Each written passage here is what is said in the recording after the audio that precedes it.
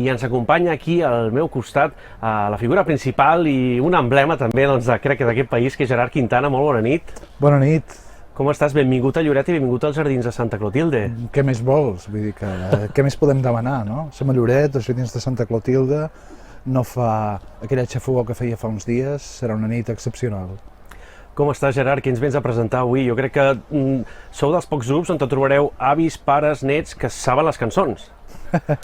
Sí, Fa certa impressió veure algú que no havia nascut quan vam enregistrar, quan vam fer, quan vam publicar les cançons, que se les ha fet seves de sobte, no?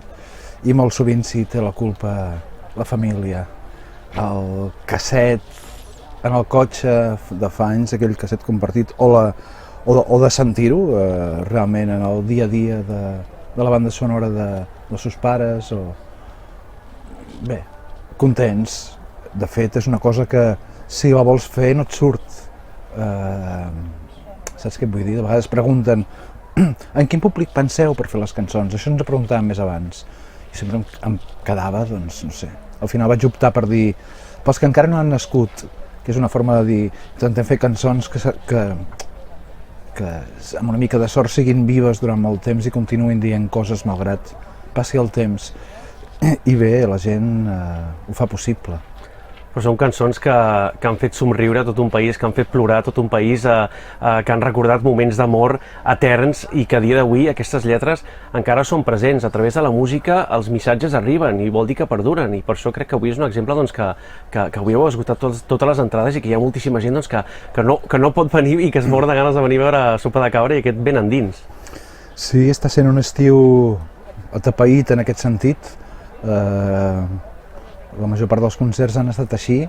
Lloret tenia moltes ganes de venir, va ser dels primers concerts que vam tancar d'aquest 2021, tot i que seran dels últims de l'estiu, no?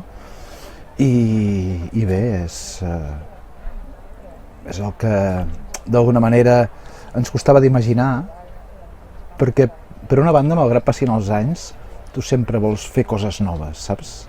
Veníem d'un disc, La Gran Onada, que va topar de ple amb... Bueno, ja anem per la cinquena, no? Es van passar les onades per sobre, i de sobte retrobar aquest Ben endins i aquests 30 anys del Ben endins era com... és el que volem, però de sobte ens ho estem passant de por, no?, l'escenari. I ha sigut també un... Està bé, d'alguna forma, fer revisió del propi repertori, trobar-te tocant aquell repertori o les cançons que estaves tocant fa 30 anys i adonar-te que tenen sentit, com deies abans, no? Que són plenament vàlides, no? Algunes te les mires amb un mig somriure, no? Així de reull, però també són el retrat del moment, d'una actitud postadolescent que teníem en aquell moment, no? Amb aquells budells, no?, que posàvem per davant. Està bé, està sent un estiu magnífic i arribem aquí a Lloret amb el concert ben rodat, penso.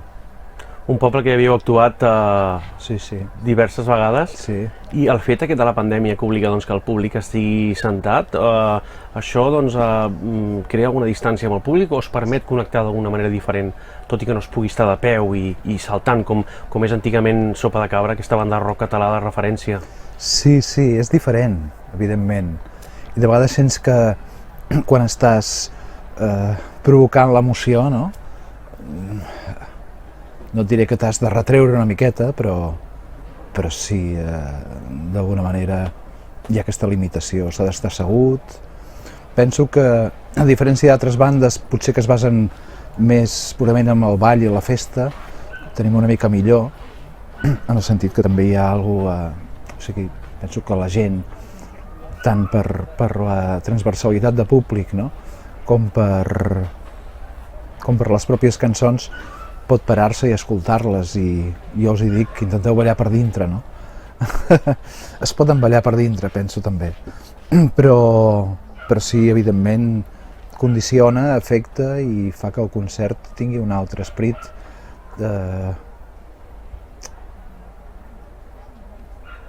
ens hem d'adaptar a aquesta realitat que no sabem quan durarà. Havien de ser 15 dies, en principi, i ja portem un any i mig, pràcticament, no? Jo crec que hi ha coses, sobretot els concerts i els actes més multitudinaris, que bé, necessitaran més temps. Tant de bo l'any que ve pugui ser un any més proper al que ens imaginem o que desitgem tots, no? Però falta temps. Mira, fins i tot estructures tan grans i tan inqüestionables i tan sòlides i tan fermes com semblaven, com el mateix Futbol Club Barcelona, mira com està, no? Vull dir que l'efecte de tots aquells actes, esdeveniments i projectes que necessiten comptar amb multituds, amb milers i milers de persones, penso que són les que ho tenen més difícil. Aquest festival Som de Mar és un exemple també de com es poden fer les coses, no? Sorgeix a més en plena pandèmia, vull dir, trencant tots els motllos i tots els esquemes, no?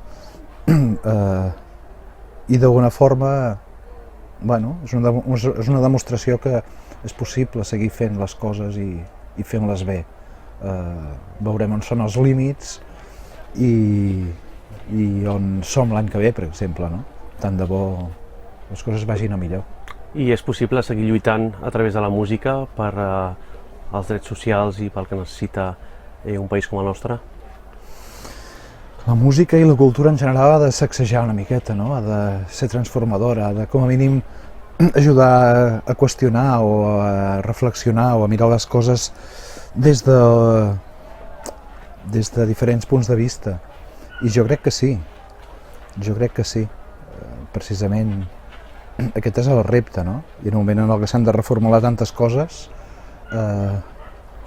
no oblidar-nos que no només hem de ser eficients, hem de ser això, pràctics i eficients, sinó que hi ha d'haver cor en el que fem, no? I la cultura, i en especial la música, ens fa ser en comú, no? Ens fa viure una emoció alhora tots plegats, ens fa sentir-nos part d'alguna cosa. I si aquesta emoció l'aprofitem per intentar transformar les coses o qüestionar-les, no? Vol dir que ens mou, no? També hi ha música decorativa, a la qual a vegades ni parem atenció, però ens serveix per disfressar el silenci i fer-nos menys incòmodes als moments, no? Crec que hi ha d'haver de tot, la música d'ascensor fins i tot, no? Però la funció és aquesta, no? La funció és que sigui una eina també per remoure'ns.